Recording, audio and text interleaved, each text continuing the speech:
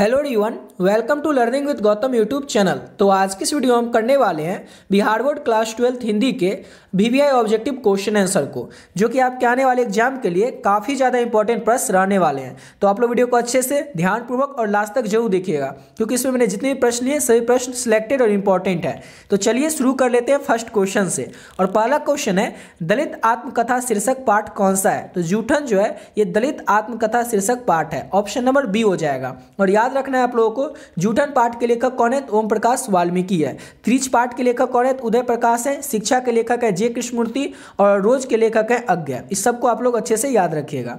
अगला क्वेश्चन है, उसने कहा था शीर्षक कहानी किस शहर का चित्रण है? उसने कहा था शीर्षक कहानी है, इसका चित्रण अमृतसर में किया गया था। और उसने कहा था लिखी कब गई थी? तो 1915 में चंद्र शर्मा गुलेरी के द्वारा। अगला क्वेश्चन है, कुड़माई का क्या अर्थ होता है? उसने कहा था जो कहानी है उसी में ये कुड़माई वर्ड आता है। तो कुड़माई का अर्थ क्या होता है? तो मंगनी होता है। ऑप्शन नंबर इसका बी हो जाएगा। अगला क्वेश्चन है, लोकनायक किसे कहा जाता है? तो लोकनायक जो है जयप्रकाश को कहा जाता है। ऑप्शन नंबर ए हो जाएगा। जो जयप्रकाश नारायण है ये बड़े होने पर जेपी के नाम से और लोकनायक के नाम से प्रसिद्ध हो गए थे। और आपसे पूछा जाए एग्जाम में कि जयप्रकाश नारायण का बचपन का नाम क्या था? तो जयप्रकाश नारायण के बचपन का नाम था बाउल। इसको भी याद रखिएगा। अगला क्वेश्चन है हमारा, नारी और नर एक ही द्रव की ढली हुई दो प्रतिमाएं हैं, यह किस रचनाकार की पंक्ति है? तो ये जो पंक्ति है किसकी रचनाकार की है? तो रामधारी सिंह दिनकर की ये पंक्ति है कि नारी और नर एक ही द्रव की ढली हुई दो प्रतिमाएं हैं। और इसके लेखक कौन है? तो याद रखना है रामधारी सिंह दिनकर है। और ये किस पाठ से इस पंक्ति को लिया गया? अर्धनारीश्वर पाठ से इस पंक्ति को लिया गया है। अगला क्वेश्चन है, ओ सदा नीरा शीर्षक पाठ का संबंध किस विधा से है? यानी कि ओ सदा नीरा जो है ये क्या है? तो ओ सदा नीरा जो है एक निबंध है। और ओ सदा नीरा पाठ के लेखक कौन है? तो जगदीश चंद्र माथुर है। अगला क्वेश्चन है, चौड़ कैसे ताल है? चौड़ जो है किस तरह के ताल है? तो चौड़ जो है ये गहरे ताल है। ऑप्शन नंबर सी हो जाएगा। अगला क्वेश्चन है, रामपुरवा कहाँ पे है? रामपुरवा कहाँ है? तो रामपुरवा जो है भिथारवा के पास में है। ऑप्शन नंबर ए हो जाएगा। नेक्स्ट क्वेश्चन है, गंडक नदी का जल सदियों से कैसा रहा है? तो गंडक नदी का जो जल है सदियों से चंचल रहा है। ऑप्शन नंबर ए हो जाएगा। नेक्स्ट क्वेश्चन है, सिपाही की मां निम्नलिखित में से, यानी चार ऑप्शन जो दिया हुआ है इसमें से कौन थी? तो सिपाही की मां जो थी वो बिस्नी थी। और इसका ऑप्शन ए हो जाएगा। और याद रखना है सिपाही की मां एक जो था ये क्या था? तो एक एकांकी है, जिसके की लेखक कौन है? तो मोहन राकेश है। याद रखिएगा। अगला क्वेश्चन है हमारा, माँ किसके भय से अपने लाल को गोद से नहीं उतारती है? पुत्र वियोग शीर्षक जो कविता है जिसकी की लेखिका है सुभद्रा कुमारी चौहान, उसी पाठ से इस लाइन को लिया गया है। तो माँ किसके भय से अपने लाल को गोद से नीचे नहीं उतारती है? तो गिर पड़ने के डर से। ऑप्शन नंबर इसका सी हो जाएगा। अगला क्वेश्चन है, पुत्र वियोग से माँ का जीवन कैसा हो गया? तो सुभद्रा कुमारी चौहान जो है उनके पुत्र की आकस्मिक मृत्यु हो गई है। तो इस वियोग के कारण उनका जीवन जो किस तरह का हो गया है? तो सूना सूना हो गया है। ऑप्शन नंबर ए हो जाएगा। अगला क्वेश्चन है, जूठन शीर्षक पाठ हिंदी साहित्य की कौन सी विधा है? यानी कि जूठन क्या है? सत्र चित्र, रेखा चित्र, निबंध या आत्मकथा? तो याद रखना है आप लोगों को, जूठन एक आत्मकथा है जिसके की लेखक है ओम प्रकाश वाल्मीकि। और ये आत्मकथा भी ओम प्रकाश वाल्मीकि की ही है। ठीक है, चलिए अगला क्वेश्चन करते हैं। नेक्स्ट क्वेश्चन है, कलीराम हेडमास्टर किस पाठ का पात्र है? तो कलीराम हेडमास्टर जो है ये जूठन पाठ का ही जूठन जो पाठ है इसी का एक पात्र है। ये रहता कौन है? तो कलीराम जो है ना ये जूठन के जो लेखक है ओम प्रकाश वाल्मीकि उनके स्कूल का हेडमास्टर रहता है। आपसे अगर एग्जाम में क्वेश्चन पूछ ले कि जो हेडमास्टर है उसका नाम क्या रहता है, इस तरह से क्वेश्चन रहेगा कि जूठन पाठ के हेडमास्टर का नाम क्या था? और ऑप्शन में रहेगा आपसे कालीराम, कलीराम या और भी दो कोई रहेगा। तो आपको काली और कली में याद रखना है। हेडमास्टर का नाम क्या था? कली था, काली नहीं था, इसलिए कंफ्यूज नहीं होना है। अगला क्वेश्चन है, और देखिए अगले क्वेश्चन की ओर बढ़ने से पहले आपको बताना चाहेंगे कि आप लोग अगर लेना चाहते हैं एक ऐसा नोट्स जिसको पढ़कर अपने आप एग्जाम में आप लोग बेहतर नंबर ला सकें, सारे क्वेश्चन आप लोग ऐसा चाहते हैं कि उसी नोट से उसी पीडीएफ से आपको मिल जाए, चाहे वो ऑब्जेक्टिव हो या सब्जेक्टिव, तो आप लोग इस पीडीएफ को ले सकते हैं। ऑलरेडी बहुत सारे बच्चे जो इस पीडीएफ को ले चुके हैं और अपने एग्जाम की तैयारी और भी बेहतर ढंग से पहले से ज़्यादा बेहतर ढंग से कर रहे हैं। तो जो लोग इस पीडीएफ को ले चुके हैं पहले से, वीडियो को थोड़ा स्किप करके थोड़ा आगे से देख लीजिएगा। जो लोग अभी तक इस पीडीएफ को नहीं लिए उनको बता देते हैं कि कैसे लेना है। इसमें आपको पहले तो ये बात कर मिलेगा क्या क्या, इसमें आपको ऑब्जेक्टिव और सब्जेक्टिव दोनों मिलेगा। जैसे हिंदी में बात करें तो हिंदी में आपके टोटल 26 चैप्टर है। तो 26 चैप्टर के जितने भी चैप्टर के ऑब्जेक्टिव क्वेश्चन है चैप्टर वाइज या फिर सब्जेक्टिव क्वेश्चन है सारा का सारा आपको मिल जाएगा। और साथ ही साथ आपको पिछले 12 साल में जो भी प्रश्न पूछे गए आपके एग्जाम में ऑब्जेक्टिव क्वेश्चन आंसर के साथ आपको मिल जाएगा। और सेम इसी तरह से इंग्लिश में भी आपको ऑब्जेक्टिव, सब्जेक्टिव और जो स्टोरी ऑफ इंग्लिश होता है आपका इंग्लिश में, उसका भी ऑब्जेक्टिव और सब्जेक्टिव और साथ ही साथ पीवाईक्यू, ये सारा कुछ आपको मिल जाएगा। और इसको अच्छे अच्छे तरीके से आप लोग कंप्लीट कर लेते हैं तो आपके एग्जाम में जो भी प्रश्न आएंगे उसका 99% क्वेश्चन जो है वो आप लोगों को इसी पीडीएफ से देखने को मिल जाएगा, क्योंकि इसमें हर एक चैप्टर का इंपॉर्टेंट क्वेश्चन, चाहे ऑब्जेक्टिव हो या सब्जेक्टिव, सारा इसमें ऐड कर दिया गया, दोनों सब्जेक्ट में, हिंदी और इंग्लिश दोनों में। इसको लेना कैसे है, तो इस पीडीएफ का जो प्राइस है वो केवल और केवल आप लोगों के लिए 30 रुपये रखे हैं, यानी कि 30 रुपीज दोनों सब्जेक्ट के लिए। और इतना कम इसीलिए रखें ताकि हर एक बच्चा इस पीडीएफ को ले सकेगा, एफोर्ड कर सकेगा और अपने आने वाले एग्जाम की तैयारी और भी बेहतर ढंग से, पहले से ज़्यादा बेहतर ढंग से कर पाएगा।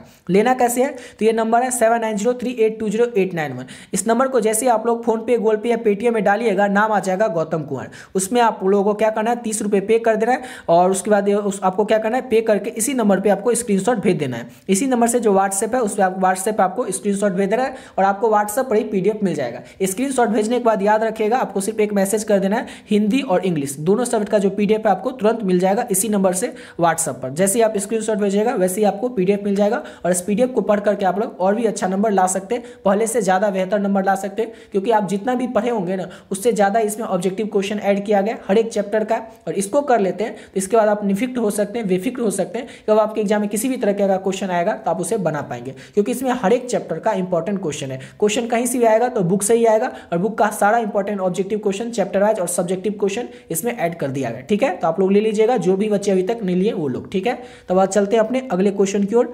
और अगला क्वेश्चन है हमारा, नामवर सिंह के ललित निबंध का नाम क्या है। नामवर सिंह का जो निबंध है उनके द्वारा कौन सा निबंध लिखा गया, तो बलकम खुद, ये जो है ये नामवर सिंह का निबंध है। ऑप्शन नंबर ए हो जाएगा। अंडे के छिलके के रचनाकार का नाम क्या है, तो मोहन राकेश जो है अंडे के छिलके के रचनाकार का नाम। आपसे एग्जाम में पूछा जाएगा कि सिपाही की मां एकांकी को किस अन्य एकांकी से लिया गया है, तो सिपाही की मां एकांकी को अंडे के छिलके एकांकी से लिया गया, इसको याद रखिएगा। अगला क्वेश्चन है हमारा, कलर की मौत में क्लर्क का नाम क्या रहता है, तो कलर की मौत में क्लर्क का जो नाम है वो अंतोन चेखव रहता है। क्या नाम रहता है, Anton Chekhov. Option number A हो जाएगा। अगला क्वेश्चन है, ज्ञानपति के माता पिता का क्या नाम था। सेम ये क्वेश्चन 2022 में पूछा गया था कि ज्ञानपति के माता पिता का क्या नाम है, तो सरला देवी और देवेंद्र प्रसाद चौबे ज्ञानपति के माता पिता का नाम है। अगला क्वेश्चन है हमारा, रघुवीर सहाय के पिता क्या थे, तो रघुवीर सहाय के जो पिता है वो एक शिक्षक थे। ऑप्शन नंबर सी हो जाएगा। और सेम इसी तरह सबसे पूछा जा सकता है कि बातचीत पाठ के जो लेखक है बालकृष्ण भट्ट, उनके पिता जो है बेनी प्रसाद भट्ट, वो पेशे से क्या थे, तो याद रखना है पेशे से वो शिक्षक थे। पहला चैप्टर के जो लेखक है उनके पिता कौन, जो बेनी प्रसाद भट्ट है, बालकृष्ण भट्ट के पिता, वो पेशे से क्या थे, तो शिक्षक थे। और रघुवीर सहाय के पिता के थे तो एक शिक्षक ने, सॉरी बेनी प्रसाद भट्ट जो थे वो व्यापारी थे और रघुवीर सहाय के जो पिता है वो शिक्षक थे, सॉरी व्यापारी थे। यहाँ पर हो जाएगा व्यापारी, व्यापारी। ठीक है, यहाँ पर थोड़ा कंफ्यूजन हो गया था। तो रघुवीर सहाय के जो पिता थे वो क्या थे, तो याद रखिएगा पेशे से एक शिक्षक थे। दोनों को अच्छे से याद रखिएगा, वो इसलिए इस तरह से आपको बता रहे हैं क्योंकि दोनों में से फिक्स है कि कोई एक रहेगा ही, इसलिए आप लोग याद रखिएगा। रघुवीर सहाय के पिता शिक्षक थे और पहला चैप्टर जो बातचीत है जिसके लेखक है बालकृष्ण भट्ट, बालकृष्ण भट्ट के पिता है बेनी प्रसाद भट्ट और बेनी प्रसाद भट्ट जो थे वो पेशे से व्यापारी थे, इसको याद रखिएगा। अगला क्वेश्चन है, डरा हुआ मन बेमन जिसका बाजा रोज बजाता है, यह पंक्ति की शीर्षक कविता से ली गई है। तो ये जो पंक्ति है ये अधिनायक कविता से लिया गया। किस कविता से लिया गया, अधिनायक कविता से लिया गया। और आपसे एग्जाम में पूछ ले कि अधिनायक के लेखक कौन है, तो रघुवीर सहाय है। अगला क्वेश्चन है, लाल पीला होना मुहावरे का अर्थ क्या होता है, तो आप सबको पता होगा लाल पीला होना यानी कि क्रोध करना। ऑप्शन ए हो जाएगा। नेक्स्ट क्वेश्चन है, लोहे के चने चबाना मुहावरे का अर्थ क्या होता है, तो कठिन परिश्रम करना। ऑप्शन नंबर बी हो जाएगा। नेक्स्ट क्वेश्चन है, पलटन का विदूषक कौन था, ये किस चैप्टर से क्वेश्चन को लिया गया, तो ये लिया गया आपका दूसरा चैप्टर जो कि उसने कहा था कहानियां। पलटन का विदूषक जो है वो वजीरा सिंह था। ऑप्शन नंबर बी हो जाएगा। नेक्स्ट क्वेश्चन है, माया किस शीर्षक पाठ की पात्रा है, तो माया जो है त्रिज पाठ की पात्रा है। ऑप्शन नंबर बी हो जाएगा। त्रिज के लेखक कौन है, तो उदय प्रकाश हैं। अगला क्वेश्चन है, परमात्मा आपको सुखी रखे, ये जो कथन है किसका था, तो ये कथन था आगंतुक लड़की का। ऑप्शन नंबर ए हो जाएगा। अगला क्वेश्चन है, सिपाही की मां शीर्षक एकांकी का संकलन का अंग है। किस संकलन का अंग है, तो आपको ऊपर बता चुके हैं, अंडे के छिलके तथा अन्य एकांकी से सिपाही की मां को लिया गया है। ऑप्शन नंबर ए हो जाएगा।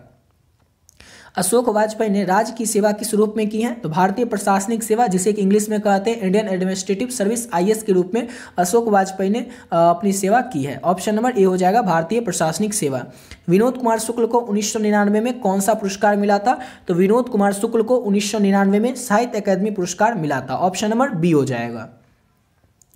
अगला क्वेश्चन है विनोद कुमार शुक्ल का जन्म स्थान कहाँ है? तो विनोद कुमार शुक्ल जो है इनका जन्म हुआ था दुर्ग छत्तीसगढ़ में। कहाँ पर जन्म हुआ था विनोद कुमार शुक्ल का? तो दुर्ग छत्तीसगढ़ में विनोद कुमार शुक्ल का जन्म हुआ था। ऑप्शन नंबर ए हो जाएगा। अगला क्वेश्चन है रघुवीर सहाय का जन्म कहाँ हुआ था? तो रघुवीर सहाय जो कि किस चैप्टर के लेखक है? तो अधिनायक चैप्टर के लेखक है, अधिनायक कविता के लेखक है। तो ये रघुवीर सहाय का जन्म कहाँ हुआ था? तो रघुवीर सहाय का जन्म हुआ था लखनऊ उत्तर प्रदेश में। ऑप्शन ए हो जाएगा। नेक्स्ट क्वेश्चन है रघुवीर सहाय को उनकी किस कृति पर साहित्य अकादमी पुरस्कार मिला था? जो रघुवीर सहाय है उनको साहित्य अकादमी पुरस्कार दिया गया था। तो किस कृति के लिए दिया गया था? तो लोग भूल गए हैं, लोग भूल गए हैं के लिए रघुवीर सहाय को साहित्य अकादमी पुरस्कार दिया गया था। ऑप्शन नंबर सी हो जाएगा। अगला क्वेश्चन है मुक्तिबोध ने एमए किस विषय से किया था? तो मुक्तिबोध ने जो एमए है ये हिंदी विषय से किया था। ऑप्शन नंबर ए हो जाएगा। अगला क्वेश्चन है प्रगीत और समाज के लेखक का नाम क्या है? तो प्रगीत और समाज जो चैप्टर है इसके लेखक कौन है? तो नामवर सिंह है। ऑप्शन नंबर सी हो जाएगा। उदय प्रकाश की रचना क्या है? तो आपको ऊपर बता चुके हैं। त्रिश पाठ के लेखक कौन है? तो उदय प्रकाश है। शिक्षा पाठ के लेखक कौन है? तो जे कृष्णमूर्ति है। जूठन के लेखक है ओम प्रकाश वाल्मीकि और प्रगीत और समाज के लेखक है नामवर सिंह। अगला क्वेश्चन है हमारा नामवर सिंह की आलोचनात्मक निबंध कौन सी है? चार ऑप्शन में सबको बताना है। तो नामवर सिंह की जो आलोचनात्मक निबंध है वो है प्रगीत और समाज। ऑप्शन नंबर डी हो जाएगा। अगला क्वेश्चन है जयप्रकाश नारायण की रचना का नाम क्या है? तो संपूर्ण क्रांति जो है ये जयप्रकाश नारायण के भाषण का एक अंश है। ऑप्शन नंबर सी हो जाएगा। ये भाषण जयप्रकाश नारायण ने पटना के गांधी मैदान में 5 जून 1974 को दिया था। अगला क्वेश्चन है हमारा जयशंकर प्रसाद की रचना कौन सी है? चार ऑप्शन में सबको बताना है कि जयशंकर प्रसाद की रचना कौन सी है। इस जो चार ऑप्शन है इसमें से तो तमुल कोलाहल कला में जो है ये जयशंकर प्रसाद की रचना है, यानी कि ऑप्शन नंबर इसका ए हो जाएगा। अगला क्वेश्चन है चंद्रा शर्मा गुलेरी की कितनी कहानियां प्रकाशित हो चुकी है? तो चंद्रा शर्मा गुलेरी जो है उनकी 3 ही कहानियां प्रकाशित हो चुकी हैं। ऑप्शन नंबर ए हो जाएगा। और 3 का नाम क्या है? तो तीनों का नाम आपको याद रखना है, सुखमय जीवन, बुद्ध का काटा और उसने कहा था। अगला क्वेश्चन है हमारा बालकृष्ण भट्ट किस काल के रचनाकार हैं? तो बालकृष्ण भट्ट जो है ये भारतेंदु युग के रचनाकार हैं। ऑप्शन नंबर ए हो जाएगा। और बातचीत पाठ के भी लेखक कौन है? तो बालकृष्ण भट्ट ही है। और इस वीडियो का लास्ट क्वेश्चन है बातचीत के जरिए भाव बनकर क्या निकल जाता है? तो जो भी हमारे अंदर मवाद या धुआं जमा रहता है वो बातचीत करके हमारे अंदर से निकल जाता है, यानी कि ऑप्शन नंबर सी हो जाएगा। इसी के साथ वीडियो पे कंप्लीट करते हैं। और ऊपर जो आपको नोट्स के बारे में बताएं हिंदी और इंग्लिश का नोट्स, उसको जो भी बच्चे अभी तक नहीं लिए उसको जरूर ले लीजिएगा और उसको अच्छे से कंप्लीट आपको कर लेना है। उसमें जितना ऑब्जेक्टिव और सब्जेक्टिव क्वेश्चन है केवल और केवल 30 रुपये में आपको पीडीएफ दे रहे हैं और उसको अच्छे से अगर कंप्लीट कर लेते हैं तो आपके एग्जाम में जो भी प्रश्न आएंगे उस प्रश्न का 99% क्वेश्चन चाहे वो इंग्लिश का हो या हिंदी का हो आपको उसी पीडीएफ से देखने को मिल जाएगा। ठीक है, तो आप लोग उसको ले लीजिएगा और अच्छे तरीके से तैयारी करते रहिएगा। तो चलिए मिलते हैं नेक्स्ट वीडियो में नए वीडियो के साथ।